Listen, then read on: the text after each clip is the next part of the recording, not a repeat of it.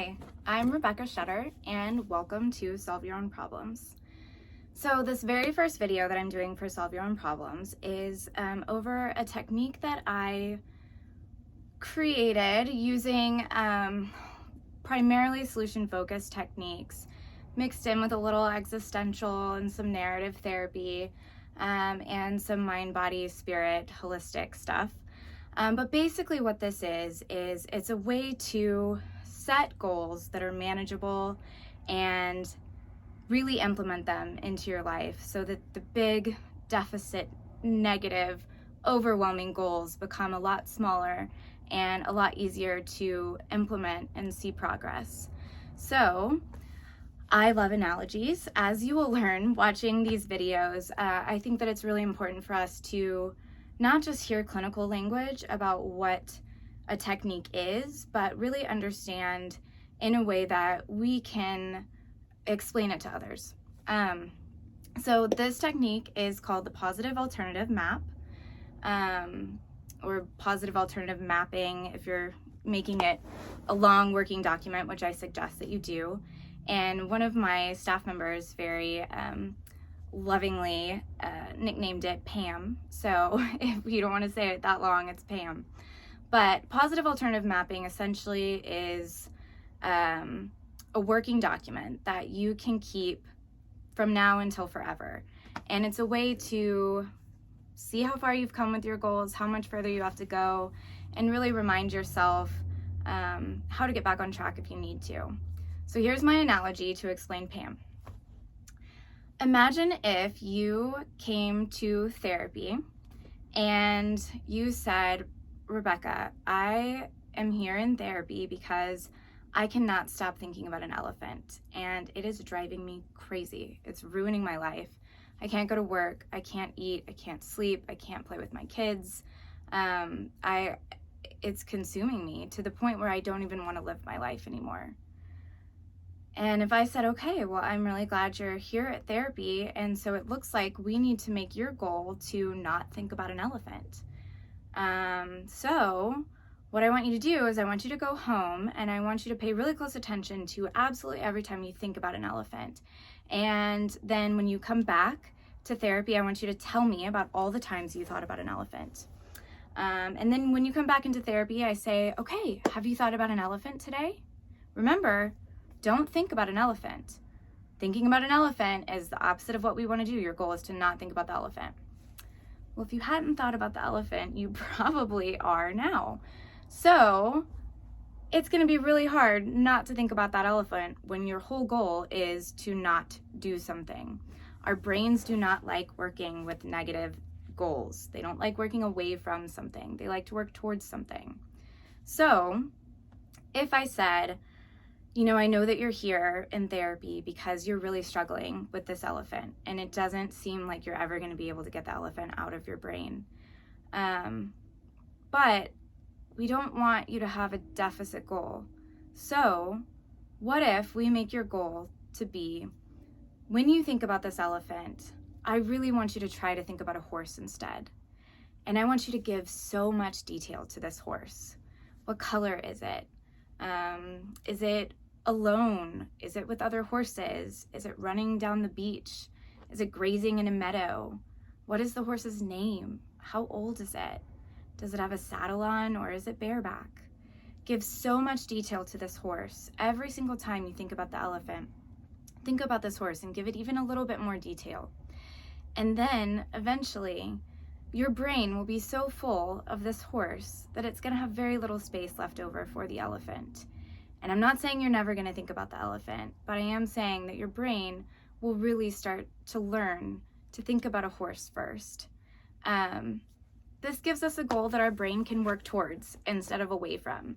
So this is our positive alternative goal.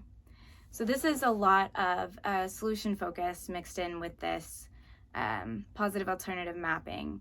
So in regular therapeutic things, you might say, okay, I am here because I am anxious. I have anxiety and I don't want to be anxious.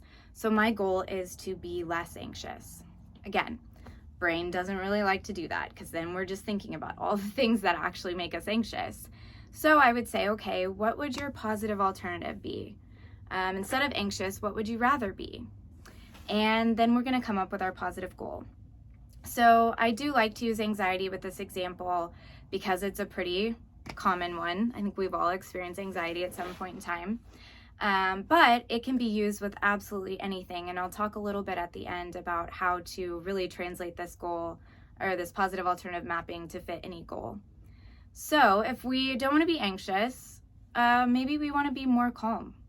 Calm is the one that I hear the most when we're talking about this. So we're going to say, okay, I know you're here because you're anxious, but right now we're going to work on being more calm.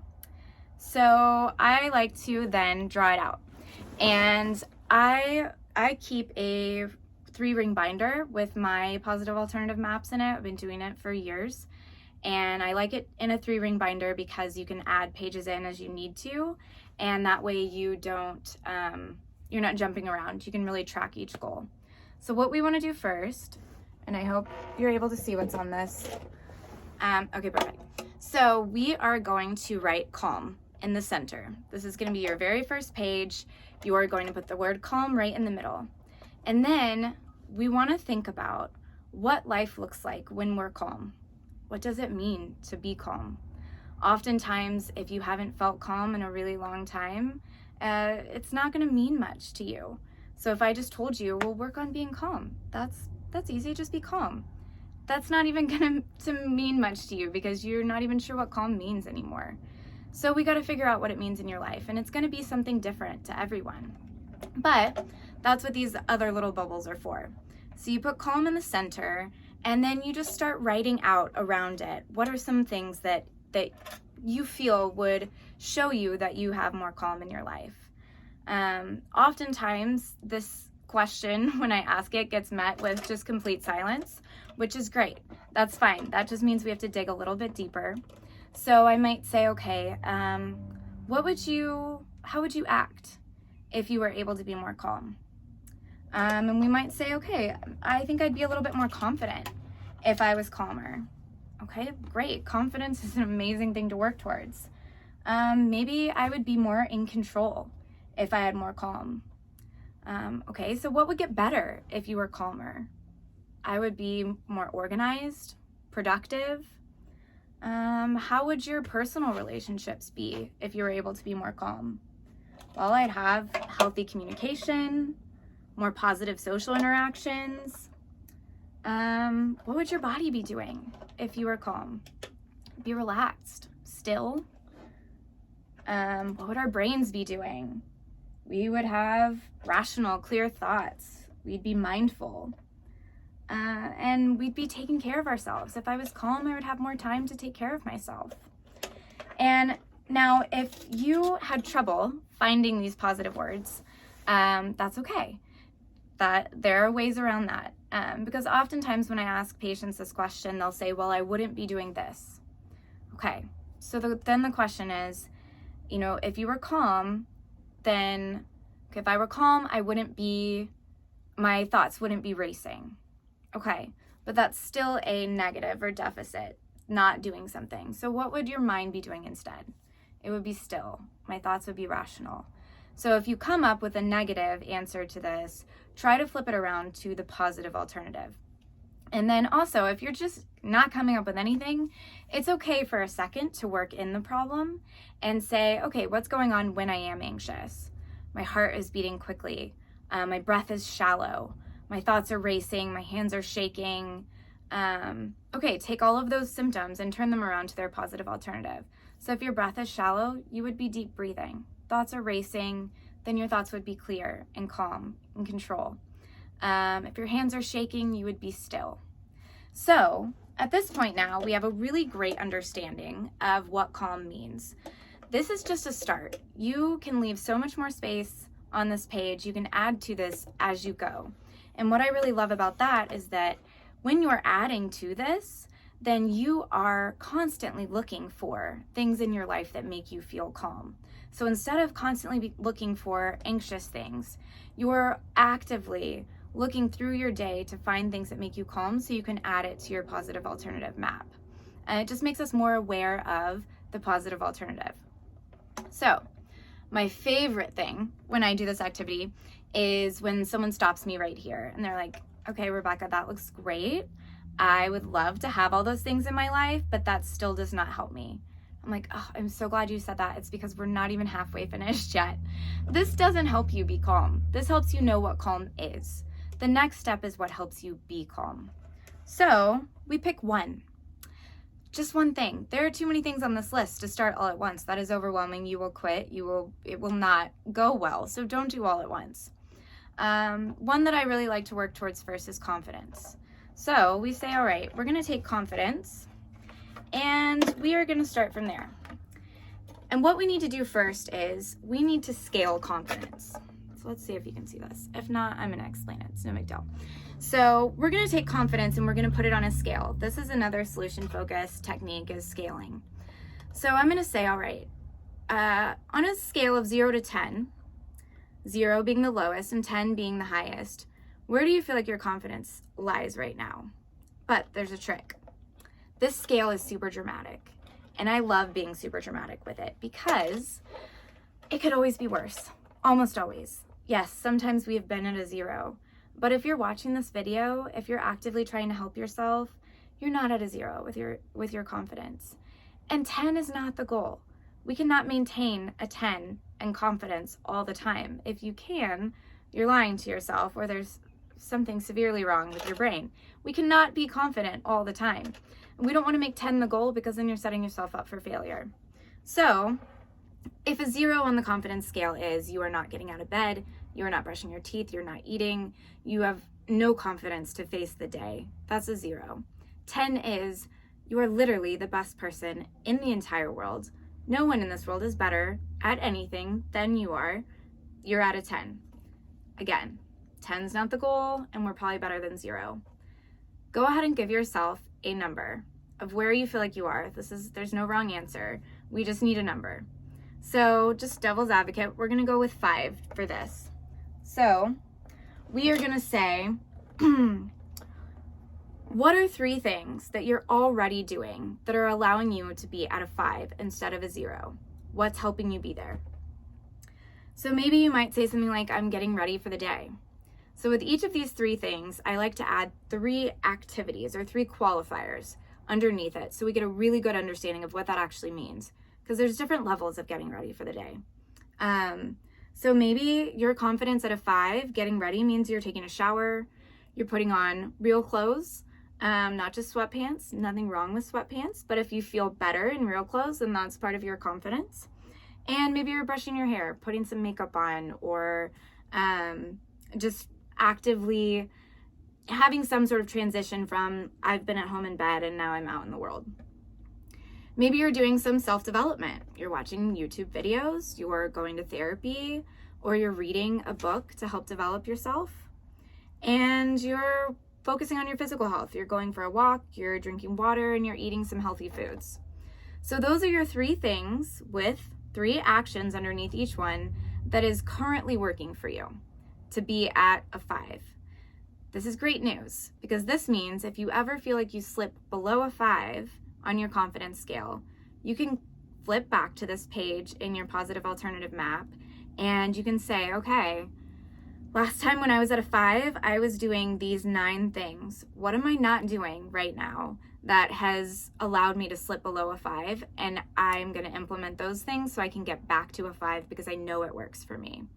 So this is how you stay from backsliding, or if you backslide, it's how you get yourself back to where you need to be. Now, we want to go a little further. So we want to say, okay, what is it going to take for me to get my confidence level just 1 step higher on this scale? How do I get to a 6? So we want to get 3 new things that we can implement that will get us to a 6.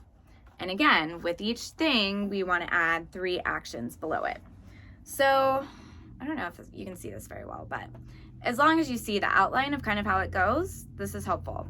So what I like to do is kind of say, I'm going to put my confidence at a 5 on one page, and then I'm going to go to another page and put what my confidence is at a 6.